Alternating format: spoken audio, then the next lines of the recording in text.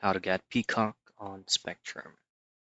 First things first, make sure that you already have both accounts, like you already created an account with Peacock TV and as well as on Spectrum. So simply go into their official site, create a username, download the application to your device app store, and start watching.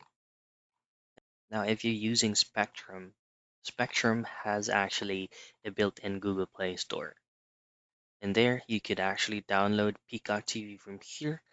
So once you've downloaded Peacock TV directly from built-in app store that you have on Spectrum, specifically from Google Play, all you have to do next is simply log in into your Peacock TV account and then simply add it to one of your favorite lists on your applications included on your Spectrum. And that's it. That's how you get Peacock on Spectrum.